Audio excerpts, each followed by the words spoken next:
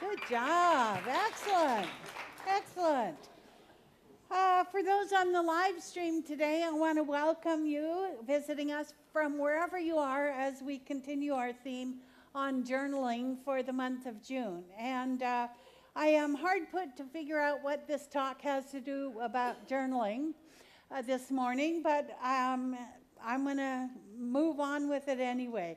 You know, this past week, I've had some things moved around in my condo, and as I went through many years of journals that I found as I moved the things around, I discovered my own evolution in consciousness. It was very interesting to sit down and read out of some of those journals from 14, 15 years ago. When I began in my early days of studies in this wonderful teaching called The Science of Mind, as tenuous as it was at that time, I have become more grounded in truth. Let's just put it that way. And I'm glad to say that there is evolution and there is movement forward. When we first start out, we think we'll never get there. We'll never figure it out. Well, there's really no getting there because it's a continuous journey. There's an obvious evolution in consciousness that takes place when we become more steeped in the idea that God really is all there is. And life takes on a whole new dimension when finding one's authentic self, when finding whatever it is that we deem as the authentic person that we've always been. We just have to remember that, as Neil Donald Walsh said in Conversations with God. In Matthew 21:22, the question is asked, have you prayed about your problem as much as you've talked about it? Whoa. That speaks volumes to me about how entrenched we are in the teaching and whether or not we're willing to talk about the problem more than we are willing to do active prayer work about it, is the opportunity for us to see if we can heal whatever that is that ails us, right? This is where the rubber meets the road concept of our teaching takes hold. And this past week, I was sort of on my knees in prayer in some unresolved stuff that I had going on in my life. It seems that in the past few weeks, there's been a lot of water leaking both inside my house and just on the outside of my house with the broken water sprinkler in the last couple of days, which ended up flooding my patio, which wasn't so bad because the water is a good thing for the plants on the patio. But it just was interesting to me that not only did I have a leak inside my house, but there was a leak outside my house. And metaphysically, that means a call to awareness as to where in my life that I'm leaking money. So I decided to investigate a little bit. Now, it's an interesting thing that sometimes a cigar is just a cigar, right? And a water leak is just a water leak, right? Well, so far it's not readily apparent to me, and I don't see it, nor do I know where I'm resisting any effort to look at it. But I will continue to observe my own life for the answers and go within to prayer for the solution. Jim Rosemergy, who's a unity minister, said in his blog this week, Jesus, the revolutionary, suggested we resist not evil. What was he thinking? Since his quest was one of an expression of the divine from within everyone, perhaps non-resistance is an appeal to those who think resistance is necessary. Perhaps it says, show me who you really are. Show me. Do you remember that movie, Show Me the Money? Show me who you really are. Ernest Holmes said that to learn how to think is to learn how to live. And I will add, to learn how to live an authentic life with our authentic self, right? Last week I spoke about the cognitive dissonance where some of us might have deeply held subjectified beliefs about some things in our lives that are difficult for us to bring to the surface to shine a conscious light upon them. And apropos to that, Buckminster Fuller said, we never change things by fighting the existing reality. To change something, we have to build a new model that makes the existing model obsolete. So we can't really shift something in our lives with the consciousness that created the problem in the first place, right? We have to figure out a way to create a new model for us to work from. So let me talk about something today, a new model that might be difficult for some of us to hear. Someone wrote me one of those lovely, lovely, lovely anonymous notes recently. Anonymous, meaning they didn't sign it, right? And it's been my experience recently that I don't want to look at them. I don't want to look at a note that somebody writes me that they're not willing to put their name on. We've had 3 of them in the last few weeks. And this note said that I talked about money too much from the pulpit. Defensively, I say that's just not true, but I decided that maybe it's something I do need to talk about, so here goes. Money, money, money, money, money, money, money, money, money, money, money, money, money. Is that enough?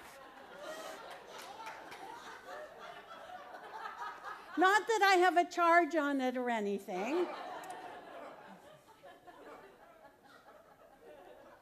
David Goldberg, who's one of the executives at the Center for Spiritual Living headquarters in Golden, Colorado, gets messages every day from the universe. And they come through on his email, they're pop-up messages. And he sent this one to me last week, and it said, Maureen, he put my name in on it, which I thought was so interesting. When you spend money, whether a little or a lot, wisely or not, do you celebrate that you're creating opportunities, dancing with life, exchanging energy, supporting economies, feeding families, lessening poverty consciousness, demonstrating courage, validating life, eradicating fear, inviting magic into your life, and lifting humanity higher into the light? Good question. Good question. When we spend money, whether a little or a lot, wisely or not, do we celebrate that we're creating opportunities? Do we do that consciously? Probably not. Do we dance with life? Exchanging energy, supporting economies, feeding families. Do we get that in our head every time we write a check for whatever it is we're writing a check for? We're lessening poverty consciousness. We're demonstrating courage. Courage, for some, might mean, do I have enough money in my checking account to cover this check? Validating life, eradicating fear, inviting magic into our lives, and lifting humanity higher into the light. Well, inviting magic into my life, if I'm writing a check for those cute little Jimmy Choo sandals that I always want, well, then I am inviting magic into my life, right?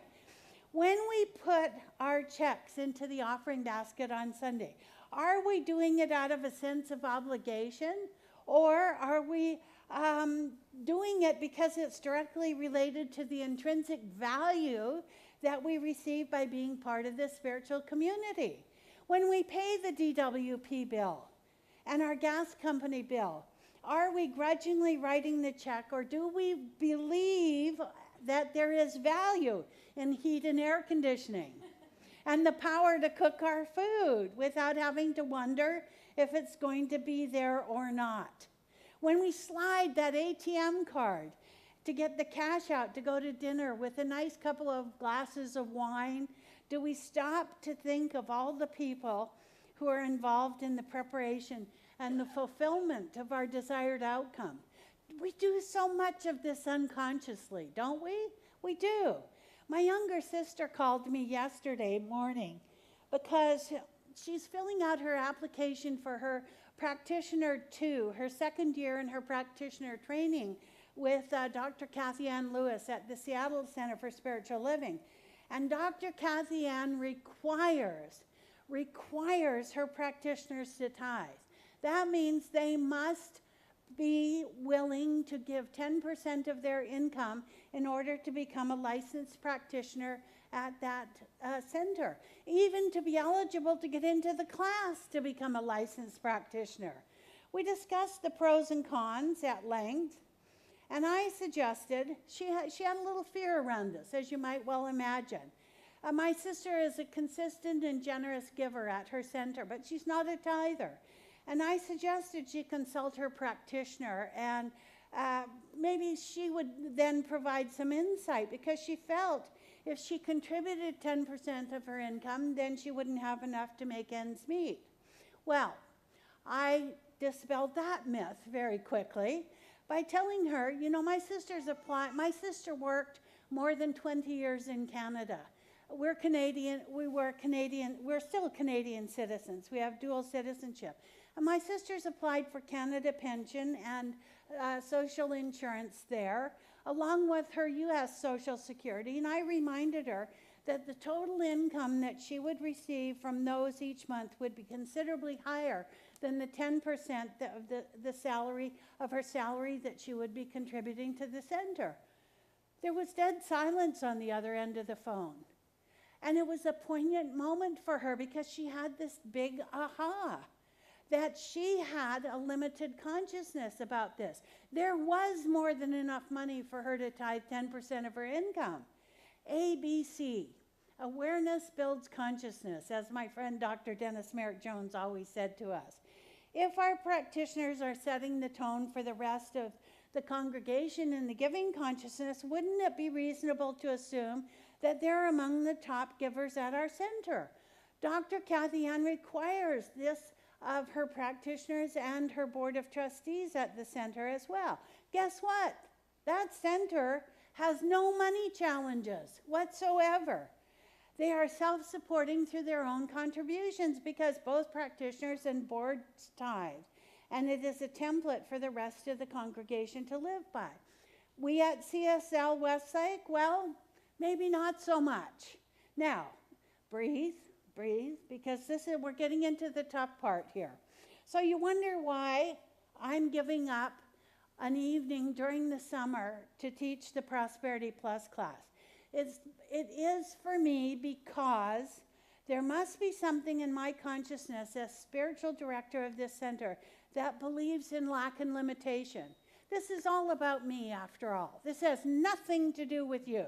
It's all about me. I believe that this center apparently must continue to struggle financially. I believe, apparently, that there is not enough. And I believe, apparently, that you're not prosperous enough to contribute generously to the maintenance of this center. So, Prosperity Plus 2 is designed to show that each person who signs up for this class is prosperous beyond measure, and that our willingness to receive our good will have a trickle-down effect in our giving consciousness, so that we can continue to operate effectively and learn to live, as Ernest Holmes suggested. Wayne Muller wrote, he said, Jesus said, "You are the light of the world." It is instructive to note that he did not say you are the light of the world if you grew up in a loving, supportive, two-parent biological family and had no sorrow in your life. Nor did he say you are the light of the world if you were never violated or harmed, or if you never had illness or grief. No, regardless of the shape or the sorrow or the victory or the grief or the ecstasy we have been given, there is a potent inner luminosity that is never extinguished and is alive in us in this instant. We are the light of the world. And part of that is who we are, not only spiritually, emotionally, physically, but financially. That's all part of that. We are the light of the world. And this teaching is a New World philosophy for the masses. But we cannot continue to maintain the center and its work without the financial support of the congregation. The anonymous person who wrote the note to me recently with, I might add, more than a little criticism, now really has ammunition for his or her point. I have no idea who it was, so it doesn't matter. Money, money, money, money, money, money, money, money, money. It doesn't matter. So, Why would you sign up for the Prosperity Plus 2 program? Apparently, it would be because most of us don't really want, why wouldn't you? I mean, because we don't want our lives to change. Or maybe it's an inconvenience to come on Tuesday evenings for 10 weeks. Or maybe we say we've been there, done that, it didn't work. Or maybe I just don't want to have more abundance in my life and I'm happy with being miserable. Well, breathe. Because nobody would be happy maintaining the status quo of a life that really isn't working. You know, is this conversation irritating to anyone today? Put your hand up if it is. If not, never mind. I sincerely hope so. Yes, thank you, Andy. Andy, thank you. I hope it's irritating. Get out your journals and begin writing about why it's irritating and make an appointment with me so we can discuss it in person. In the meantime, though, I have an answer for that irritation too, because Carl Jung said, everything that irritates us about others can lead us to an understanding of ourselves. Yipes. Everything that irritates me about you or my family or anybody in my life is a way to lead me to an understanding about myself. That's the good news. If the Sunday and Wednesday offerings were sufficient to support the overhead of the center, do you think that I might be able to offer classes free of charge? Could we then not have to work so hard at getting special speakers to come? Would we not have to share our space with the new shul? Could we then give the spiritual director and the administrative assistant their first raise in 4.5 years? Could we then continue to contribute more generously to Manna, Food Share, Lutheran Social Services, New CSL Works, the Malawi Project, or Dining for Women? Yes, yes, yes, and yes. The Divine Father, as conveyed by Dr. Ernest Holmes, our founder, is the idea part of the creative process. That's the masculine part of this thing called the creative process. The masculine idea is the idea. The masculine is the idea. The feminine is the way in which the idea is absorbed and then created in form. This Father's Day idea is one of prosperity and abundance for everyone here at the center. And the vehicle through which we're going to educate people to understand that prosperity is their divine right is through Prosperity Plus 2. And by right of consciousness, we will be self-supporting through our own contributions. You know, this really is the truth. Prosperity is our divine right. We are intended to be wealthy so that we can move out in our world in generous ways. It's not that we'll stop renting out our space or offering great motivational speakers or stop having incredible workshops. It means that we will continue those and have enough left over to engage in some of the outreach projects I so dearly love to support. You know, I can't do this myself. I don't want to do it myself. I need and desire your assistance in this endeavor. And I would love if everyone here today signed up to join in on Prosperity Press. More than that, I think I'm a tad weary of working from need each month. And I'm weary of seeing what's not here instead of what I know can be here and in the greater yet to be. You know, there is something really wonderful ready to burgeon at this center. If you're here for the first time today, no, I do not always talk about money on Sunday mornings. I do talk about ways in which we can change our lives through using this philosophy. As Ernest Holmes says, there's a power for good in the universe available to everyone, and we can use it. When we did this course before, you know, one of the affirmations we used is, my Father is rich. My Father is rich. That masculine energy of the creative process knows richness beyond any possibility that we could even imagine. And we're the ones who keep it at bay. We are the ones who stop that divine flow from showing up in our lives so that we can then participate fully and completely in life and be generous beyond measure, knowing that with God, all things are possible. Will you join me, please, in consciousness this morning? And going within, we breathe deeply into this idea that prosperity is our divine right. That God in its infinite wisdom has created us with an abundance of ideas and possibilities to create our good in our life. That as we share this with other members of our spiritual community this morning, we do so knowing that this conversation today is not an admonition at any stretch of the imagination. That I know that there is generosity running in and through each and every person at this center. That there are ways in which we contribute to the good of those we have in our circle of influence in a way that is so far removed from actual dollars and cents. I know today that the loving, generous, kind, and devoted members of this congregation are here because there is something big that is changing in life. There is something different that's showing up. There is something more life-affirming that is showing up for each and every one of us today. So I know that as I surrender to the idea that something new, something wonderful is happening and I'm in the middle of it, I know that this concept of who and what I am as a generous being goes out into my world in grand and glorious ways. And I am blessed because of my experience of it. So I know today that the beauty and the brilliance of every person sitting here today is beyond measure. That there is more than enough because I am enough. As I know this truth for everyone here present, I know it fully and completely in my life. I give over whatever limitations that I might have to God. I surrender in prayer, and I know that as I joyfully receive and give thanks for this awareness today, I am a conscious being living my authentic self, knowing that this is the perfect life.